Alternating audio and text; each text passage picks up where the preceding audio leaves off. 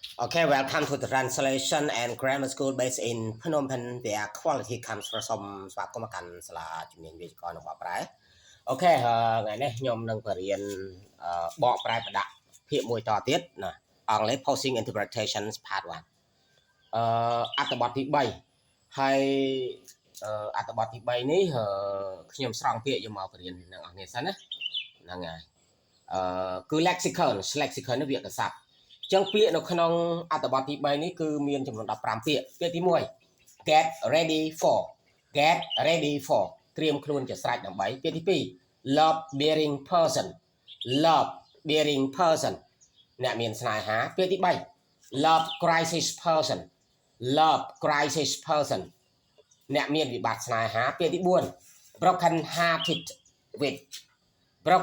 hearted with ខូចចិត្តដោយសារពាក្យទី5 obsessed with ងប់ងល់នឹងពាក្យទី6 otherwise មិនតែប៉ុណ្ណោះពាក្យទី7ខាងចិត្តល្អពាក្យទី8 selfish ចិត្តអាក្រក់ពាក្យទី9 smiley ញញឹម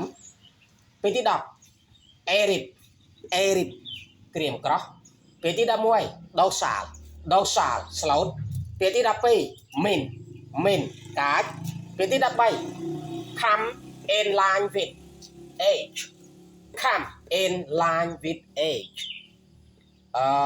ធ្វើឡើងតាមវ័យ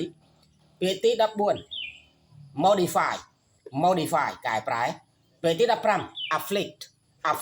ឈឺចាប់អូខេ alright អ្នកនរគ្នាអញ្ចឹងក្នុងវីដេអូនេះអត់និយាយអង់គ្លេសទេដោយសារតែខ្ញុំគ្រាន់តែស្រង់ពាក្យដើម្បីយកមកអានឲ្យអ្នកនរគ្នាតែប៉ុណ្ណោះណា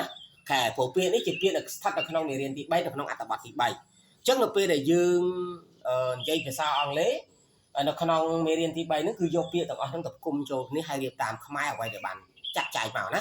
អូខេហើយបើអ្នកនរចង់បានវីដេអូថ្មីចុចតែពាក្យ Subscribe មកបានថ្មីតែបើអត់ចុចបានតែចាស់ពីមុនមកទេហើយចុងក្រោយជូនពរដល់អ្នកនរគ្នាជាពិសេសសិស្សរបស់ខ្ញុំទទួលបានជោគជ័យក្នុងការសិក្សាទាំងអស់គ្នា and last my best wishes to you